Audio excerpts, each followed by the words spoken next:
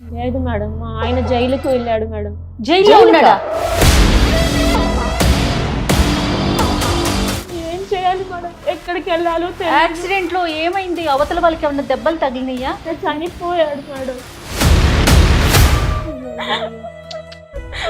3 నెలలు అవుతుంది మేడం, ఇంకా రాలేదు.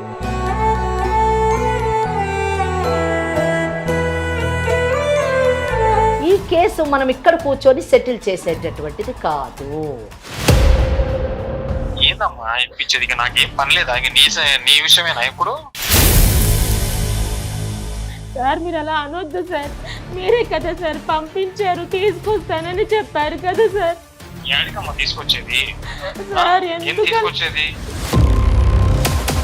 సార్ మీరు తప్పించుకోవడం కోసం నా భర్త మీద నిందేస్తారేంటి సార్?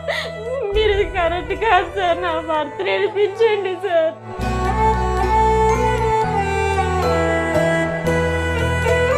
మా ఆయన జైలుకి పోతే ఇప్పుడు ఏమో ఇలా మాట మార్చేస్తున్నారు అమ్మా సార్. మీరు మంచిగా మాట్లాడి, అర్థం అవుతుందా పుష్ప? నువ్వు మంచిగా మాట్లాడు. 5 లక్షలు డబ్బిస్తా అని చెప్పి మా ఆయనకేమో ఆశ పెట్టి పంపించేశారు కదా సార్. నేను ఎప్పుడు చెప్పానమ్మా 5 లక్షలు డబ్బులు ఇస్తా అని? ఏందమ్మా నీ పరిస్థితి, నీ పిల్లల పరిస్థితి? సరే నేను చూసుకుంటాలే. ఏంటి సార్ మీరు చూసుకుంటారు? ఉండు. సార్ మిమ్మల్ని నేను ఒక అన్నలా భావించాను సార్, మీరు ఇప్పుడు ఆ మాట అనడం కరెక్ట్ కాదు సార్. నేను చూసుకుంటాను, బానే ఉంటావు కదా. సార్ సార్ ఒకటి చెప్తున్నా సార్, మర్చిపోవాడు, బయటికి రాడు, అది టైం పడుతుంది కానీ నేనున్నా నీకు. అతనికి చట్టం అంటే అంత చిన్న చూపు ఉంది. నన్ను ఏం చేయగలదు చట్టం అని అనుకుంటున్నాడు. కానీ నేను చెప్పాను కదా దానికి రెమెడీ ఏంటని. ఆ విధంగా చేసినప్పుడు ఇతను బయటకు వస్తాడు.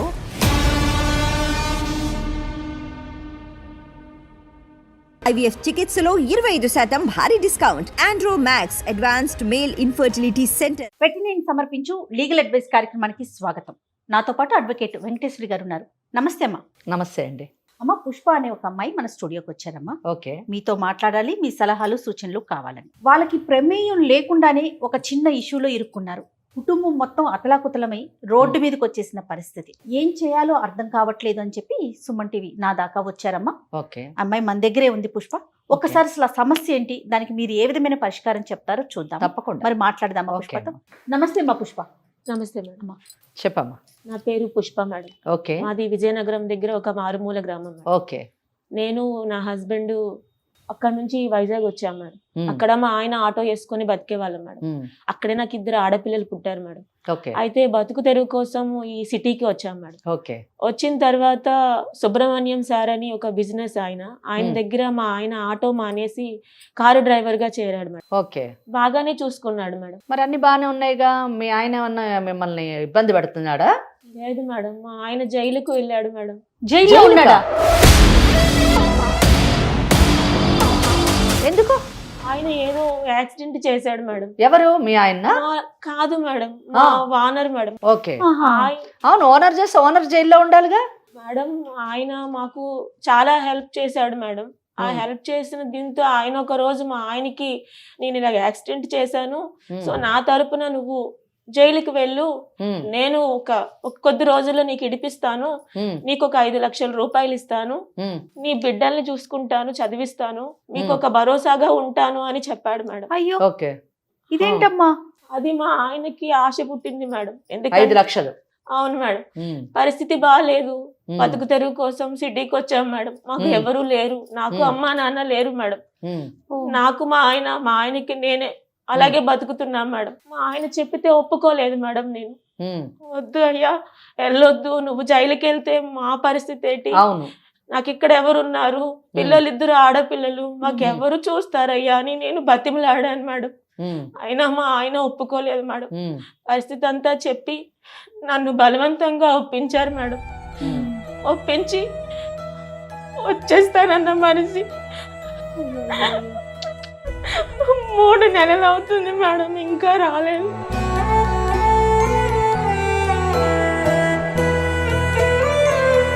మరి అతని దగ్గరికి వెళ్ళావమ్మా? ఓనర్ తో నువ్వేమన్నా మాట్లాడావా? మేడం వెళ్ళాను మేడం. వెళ్తే లోపలికి పిలిచేవాడు. నేను తీసుకొస్తాను పుష్ప, నువ్వు వెళ్ళిపో అని మాటికి అలాగే చెప్పి పంపించేసేవాడు మేడం.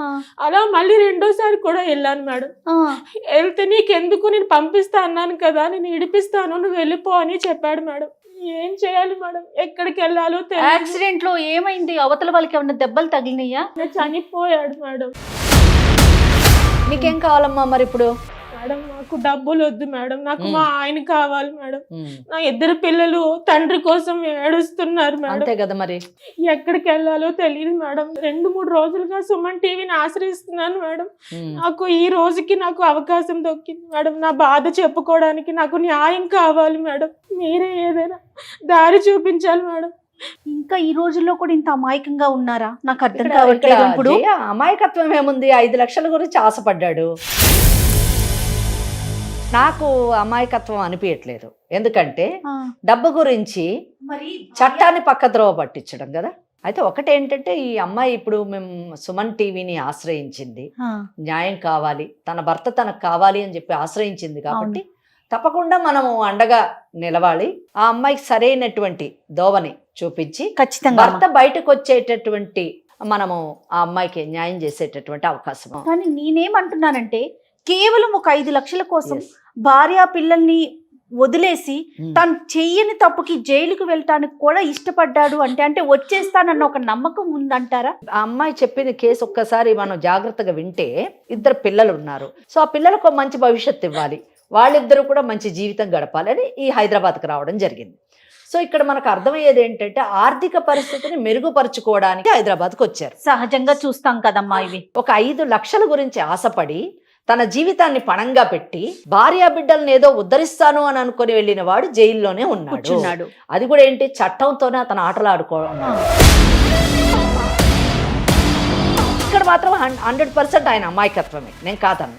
అంటే అక్కడ ఓనర్ని నమ్మడం ఒక అమాయకత్వము. చట్టం చాలా కఠినంగా ఉంటుంది. తప్పు చేసేటటువంటి, తప్పు కాదు నేరం, తప్పు అన్న చిన్న మాట. నేరం చేసేవారి పట్ల చట్టం చాలా కఠినంగా ఉంటుంది అన్నది ఈ కేసులోని మనం తెలుసుకునేటట్టు. మరి ఇప్పుడు ఈ పుష్పకి మీరు ఏం చెప్తారమ్మా? పుష్ప ఏం కావాలి పుష్ప నీకు? నాకు వద్దు మేడం, నాకు నా భర్త క్షేమంగా ఇంటికి రావడం కావాలి మేడం. ఓకే, ఈ కేసు మనం ఇక్కడ కూర్చొని సెటిల్ చేసేటటువంటిది కాదు. ఎందుకంటే ఇది నాన్ కాంపౌండబుల్ కేసు అని అంటారు. నాన్ కాంపౌండబుల్ అంటే సెటిల్మెంట్ చేసేటటువంటిది కాదు. కన్విక్షన్ అన్న పడాలి, లేదా ఎక్విటల్ అన్న పడాలి. అంటే జైలు శిక్ష అన్న పడాలి, లేదా విడుదలన్నా కావాలి.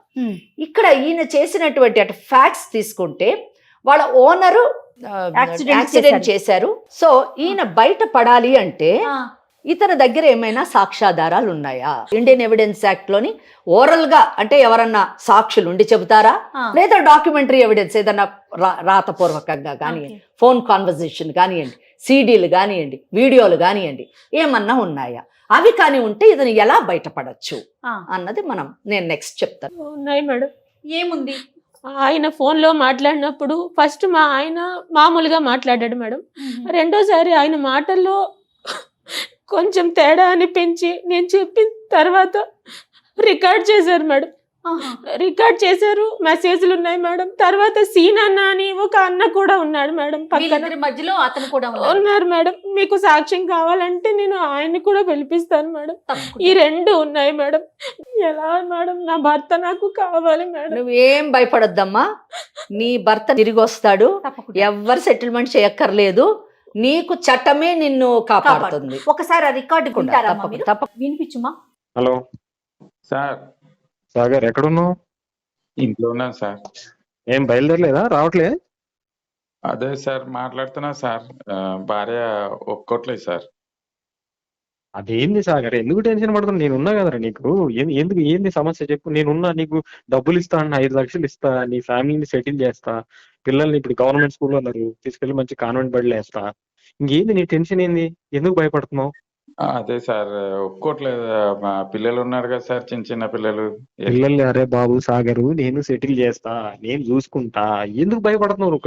అట్లా లోపల పోతే ఇట్లా బయటకు వస్తావు అంతే, ఏం లేదు. నేను బెయిల్ ఫార్మాలిటీస్ నేను చూసుకుంటా, నేను బయటికి తీసుకొస్తా. నువ్వు ఎట్లా సాగర్ మాట్లాడు, ఎందుకు రావు? నువ్వు బయలుదేరు, నేను చూసుకుంటా కదా, నీకెందుకు? నేను బయటికి తెచ్చే బాధ్యత నాది. ఏంది సార్ మీరేమో యాక్సిడెంట్ మీరు చేశారు, నాకేం పరిచయం అవుతుంది కదా సార్. ఇప్పుడు నేను నాకు అరే బాబు అదంతగా నేను చూసుకుంటా అంటున్నా కదా, నేను సెటిల్ చేస్తా అంటున్నా కదా నిన్ను. ఇప్పుడు నేను ఉంటేనే కదా నీకైనా ఇప్పుడు నీకు జీతం ఇస్తున్నా, నిన్ను చూసుకుంటున్నా. నీ పిల్లలకు కూడా మంచి భవిష్యత్తు ఉంటుందబ్బా, మంచి స్కూల్లో చేర్పిస్తా నేను, నీ లైఫ్ మారిపోద్ది కదా.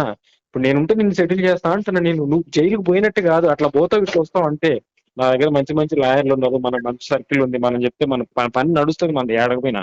నన్ను నమ్మబ్బా నువ్వు గుడ్డిగా నమ్మి వచ్చే నన్ను. ఇప్పుడు 2 సంవత్సరాలు 3 సంవత్సరాల నుంచి నా దగ్గర పని చేస్తున్నావు కదా, నేను ఎలాంటి వాడినో తెలుసు కదా నీకు. ఇంకేంది, నన్ను గుడ్డిగా నమ్మి వచ్చే అబ్బా, నేను చూసుకుంటా నిన్ను. సరేనా? సరే బయలుదేరు సాగర్, ఏంటి ఆలోచించక ఇంట్లో డిస్కషన్ పెట్టకు, వచ్చేయి. ఓకే ఉంటా. సరే సరే. ఎంత బాగా నమ్మబలుగుతున్నాడు. నేనున్నాను, నేను చూసుకుంటున్నానని చెప్తున్నాడు అతను. మోసపోవడం తప్పు కాదు, మోసం చేయడం తప్పు. సమాజంలోని 100% మోసగాళ్లే ఉంటారు. సో మోసగాళ్ళు చేసేటటువంటి మోసాలకి ప్రలోభాలకి లొంగిపోయి మోసపోవడం అన్నది మన తప్పు. కాబట్టి మనం జాగ్రత్తగా ఉండాలి అన్నది ఈ కేసు ఒక మంచి ఉదాహరణ. మరి ఇప్పుడు ఏం చేద్దామమ్మా? పుష్పకి మీరు ఏం చెప్తారు? ఓకే, చాలా అంటే నేను విన్నాను కదా, ఈ సాక్ష్యం నిజానికి చాలా ఉపయోగపడుతుంది ఇతను బయటపడడానికి. అయితే ఒక్కటి ఏంటంటే, ఈ సాక్ష్యాన్ని కోర్టులోని పెట్టాలన్నా కానివ్వండి, దానికి మళ్ళీ 65B అనేటటువంటి ఒక పెటిషన్ వేసి ఇండియన్ ఎవిడెన్స్ యాక్ట్ ప్రకారం పెట్టాల్సి వస్తుంది. అయితే ఇతను బయటపడడానికి ఏంటంటే, నేను తప్పు చేశాను, ఇది జరిగింది అంటే 191 కింద ఇతను ఫాల్స్ ఎవిడెన్స్ ఇచ్చాడు కదా, ఇండియన్ పీనల్ కోడ్. ఇప్పుడు మీరు ఇమీడియట్ గా క్రిమినల్ ప్రొసీజర్ కోడ్ కి షిఫ్ట్ అయిపోవాలి. షిఫ్ట్ అయిపోయి 306 section 306 of criminal procedure code కింద పెటిషన్ పెట్టుకోవాలి. ఏ కోర్టులో అయితే కేసు నడుస్తుందో, వింటున్నావమ్మా? ఏ కోర్టులో అయితే కేసు నడుస్తుందో, అంటే ఆ అమ్మాయి పెట్టుకోలేదు, ఒక అడ్వకేట్ ని పెట్టుకొని ఆ కన్సర్న్డ్ కోర్టులోని section 306 of criminal procedure code కింద ఒక అప్లికేషన్ పెట్టుకోవాలి. ఏమనంటే, నా వలన ఈ తప్పిదం జరిగింది, దానికి కావాల్సినటువంటి సాక్ష్యాలు నేను కోర్టులో ప్రొడ్యూస్ చేస్తున్నాను, కనుక మీరు దీన్ని పార్డన్ చెయ్యండి అనేటటువంటి ఒక అప్లికేషన్ పెట్టుకుంటే కోర్టు తప్పకుండా పార్డన్ చేస్తుంది ఇతని యాక్ట్ని. అప్పుడు ఒక ఆర్డర్ పాస్ అవుతుంది. ఎందుకు పార్డన్ చేస్తున్నారు అనేటటువంటి కారణాలు చూపిస్తూ అప్పుడు వాళ్ళు పార్డన్ చేయడం జరుగుతుంది. అప్పుడు ఎఫ్ఐఆర్ని ఆల్టర్ చేస్తారు. ఆల్టర్ అంటే చేంజ్ చేస్తారు అనమాట. అంటే అందులో ఉన్నటువంటి అక్యూజ్ని తీయడమనో లేదా సెక్షన్స్ తీయడమనో ఇలా చేసి ఈ కేసు నుంచి బయటకు పంపించేటటువంటి అవకాశం ఒకటి ఉంది. ఇంకోటి రెండోది, కావాలంటే హైకోర్టులోని కూడా సెక్షన్ 482 కింద క్వాష్ పిటిషన్ కూడా వేసుకోవచ్చు.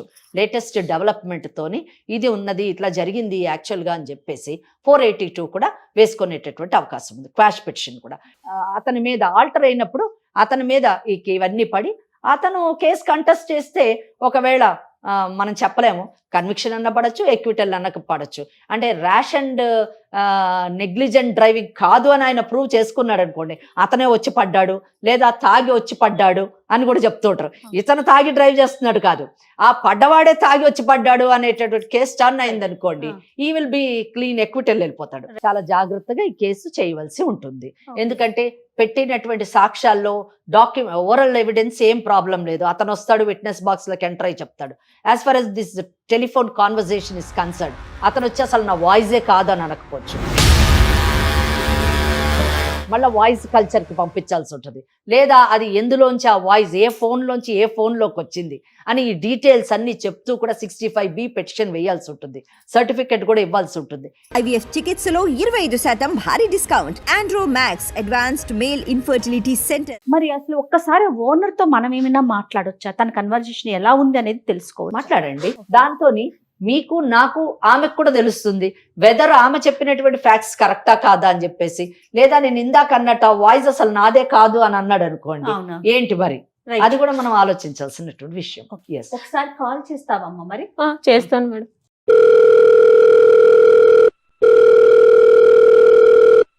Hello hello sir. చెప్పమ్మా. సార్ నేను పుష్పాని సార్. చెప్పమ్మా, ఏంది ఫోన్ చేసినావు? సార్ మా ఆయన్ని తెస్తా అన్నారు కదా సార్. ఏందమ్మా ఇప్పించేది? ఇక నాకేం పనిలేదా? నీ విషయమేనా ఇప్పుడు? సార్ మీరు అలా అనొద్దు సార్, మీరే కదా సార్ పంపించారు, తీసుకొస్తానని చెప్పారు కదా సార్. ఏడికమ్మా తీసుకొచ్చేది? సార్ ఏం తీసుకొచ్చేది? సార్ చెప్పారు, సరే అన్నాను. ఇంక ఇదే పనా నాకు? నాకు ఎన్ని పనులు ఉంటాయి? సార్ నీకు సేవ చేసుకుంటూ కూర్చోటమేనా? సార్ ఏదో సరే మనోళ్ళు కదా, సరే ఏదో సాయం చేద్దాం అనుకుంటే ఇది పొద్దుస్తమానం. ఇప్పుడు మొన్న ఇంటికి వచ్చావంట, అంతకు ముందు ఇంటికి వచ్చావంట, ఆ వాచ్మెన్ చెప్పాడు. ఇంకా పొద్దుస్తమానం ఇదేనా? సరే ఇప్పుడు ఇంటికి వస్తుంది సర్లే అనుకుని ఇప్పుడు మళ్ళీ ఫోన్లు.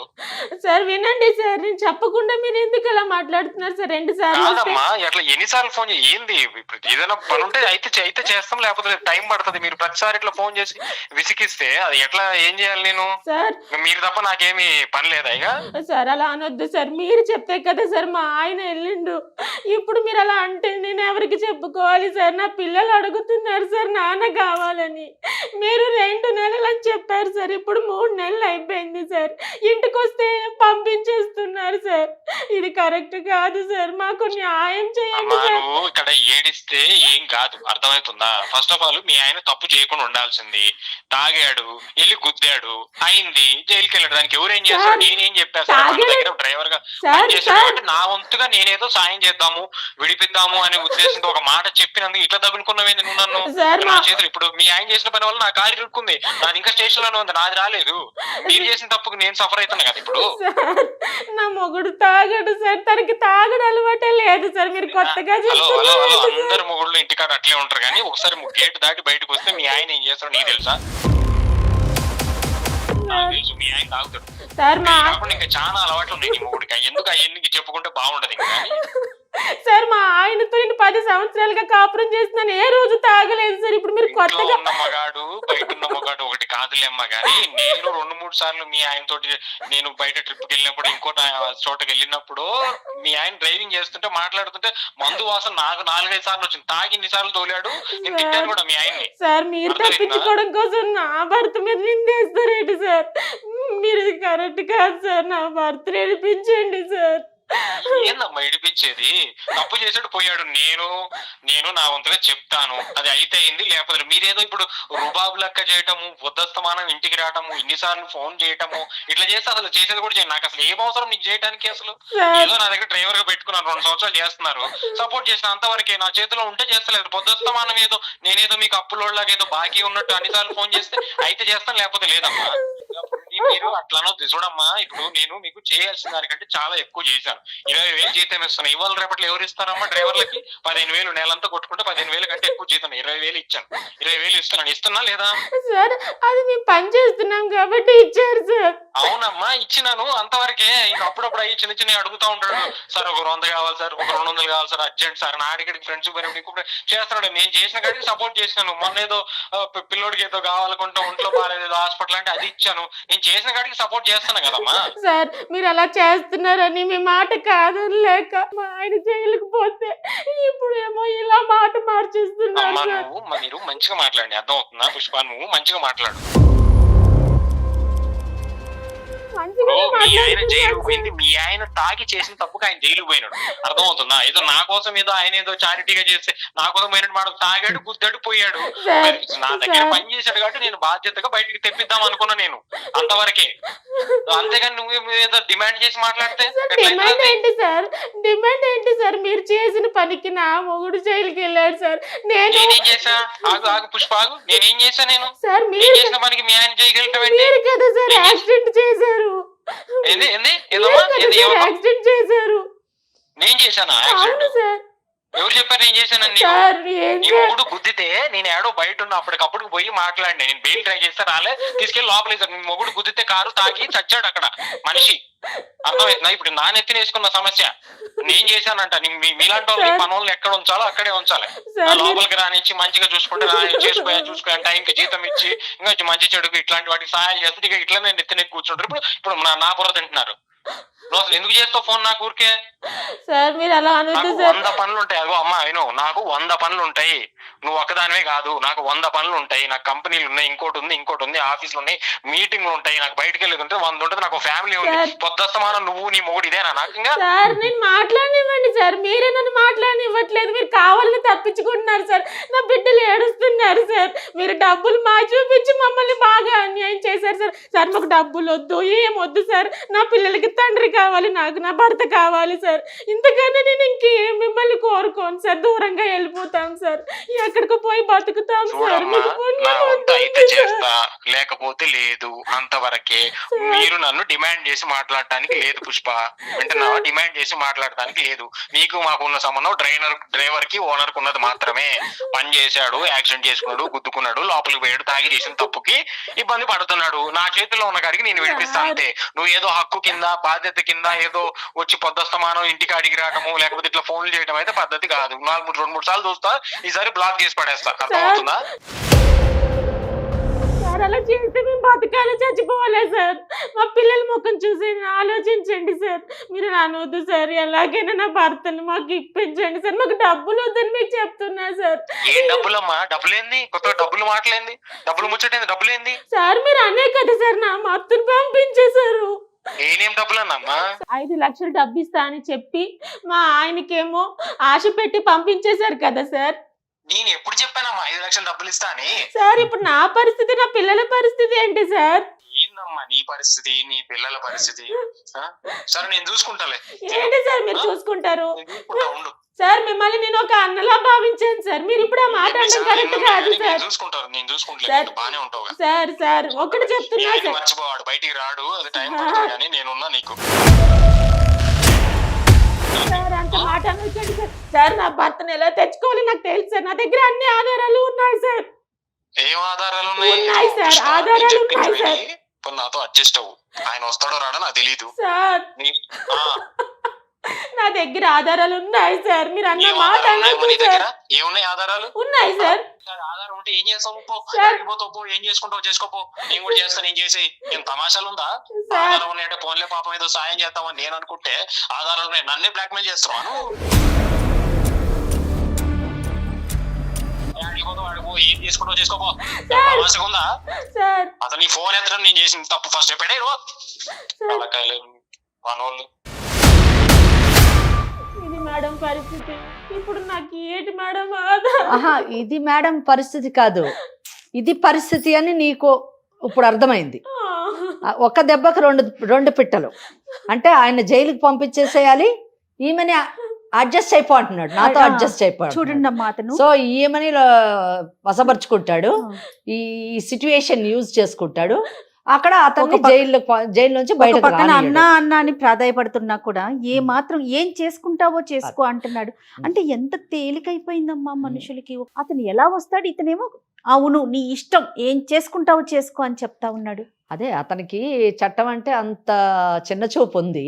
అతను 304 పార్ట్ 2 కింద లేదా 302 కింద కూడా లోపలికి వెళ్ళిపోయేటటువంటి అవకాశం ఉంది. కనుక అప్పుడు అతనికి చట్టం విలువ తెలుస్తుంది, ఇలాగ మనుషుల జీవితాలతో ఆడుకోకూడదని తెలుస్తుంది. ఇతనికి కూడా బుద్ధి వస్తుంది. అతనికి ఏమొస్తుందమ్మా బుద్ధి? శుభ్రంగా వెళ్ళి లోపల కూర్చున్నాడు అనకూడదు కానీ. ఆ అమ్మాయి కాదు పిల్లల్ని పెట్టుకుని అంత బాధపడి ఏమండి ఎటు తిరిగినా గానీ మహిళే బాధపడాలి. అది చూడండి. ఈ కేసు కూడా చుట్టూ మళ్ళీ తిరిగి మహిళ అక్కడికే దగ్గరికి వచ్చి మహిళ ఆగింది. చాలా బాధ అనిపిస్తుంది ఆ ఫోన్ మాట వింటుంటేనే. అందుకే మేడం ఎక్కడికి వెళ్ళాలో తెలియలేదు మేడం. నాకు మీరు మీ సుమన్ టీవీ నాకు న్యాయం చేస్తారని అనుకుంటున్నాను మేడం. ఎందుకంటే ఇప్పుడు కూడా చాలా భయంతోనే వచ్చాను మేడం. అతను అంత కర్కశంగా మాట్లాడుతుంటే నేను ఎక్కడికి పోవాలి మేడం? నాకు మీరు న్యాయం చేయగలుగుతారని నేను మనస్ఫూర్తిగా వెళ్తున్నాను మేడం. మేము చట్టానికి లోబడి మనం ఎంతవరకు చేయగలమో మన అడ్వకేట్ మేడం ఉన్నారు, వెంకటేశ్వరి గారు. అమ్మా నాకు ఇతని ఫోన్ విన్నాక ఇంకొక అనుమానం వచ్చిందమ్మా. ఇప్పుడు ఈ పిల్ల ఒంటరిగా పిల్లల్ని పెట్టుకొని ఉంటుంది, తన మీదకి అతను ఏమన్నా అంటే ఇప్పుడు నా దగ్గర ప్రూఫ్స్ ఉన్నాయని కూడా చెప్పింది కదా, వేరే రకంగా ఏమైనా ఇబ్బంది పెట్టే అవకాశం ఉంటుందేమో, ముందస్తుగా అట్లా ఏదన్నా వస్తే ఏమన్నా చెయ్యొచ్చా? తప్పకుండా ఆమె ఉమెన్స్ ప్రొటెక్షన్ సెల్ ని అప్రోచ్ కావచ్చు, తనకి ప్రొటెక్షన్ ఇమ్మని చెప్పేసి కోరొచ్చు. అలాగే కోర్టులో కూడా ఆమె ప్రొటెక్షన్ కి కోరేటటువంటి అవకాశం ఉంది. దాన్ని ఎలా ఫాలో అవ్వాలి, ఏం చేయాలనేది మనం ఈ ఎపిసోడ్ అయిపోయినాక ఒక్కసారి గైడ్ చేయండి. తప్పకుండా ఏ మాత్రం అవకాశం ఉన్నా మనం తప్పకుండా ఆమెకి అన్ని విధాల చట్టపరమైనటువంటి సహకారాన్ని అందించి ఆమె భర్తను బయటకు తీసుకురావడానికి, ఆమెకి కావలసినటువంటి రక్షణ కలిగించడానికి మన వంతు ప్రయత్నం మనం తప్పకుండా చేద్దాం. ధైర్యంగా ఉండమ్మా. ఓకేనా? సరే మేడం. నువ్వు చెప్పిందంతా నిజమే కనుక అయ్యున్నట్లయితే ఖచ్చితంగా మేము చట్టపరంగా మేడం ఉన్నారు, ఒక మీడియా పరంగా మేమున్నాం. న్యాయానికి న్యాయం జరుగుతుంది తప్పకుండా, వాస్తవాలు వెలుగులో బయటకు వస్తాయి. రైట్ అమ్మా. ఓకే అమ్మా. ఓకే తల్లి. నమస్తే అమ్మా. థ్యాంక్ యూ సో మచ్ అమ్మా. Thank you. IVF చికిత్సలో 25% భారీ discount. Andro max advanced male infertility centre.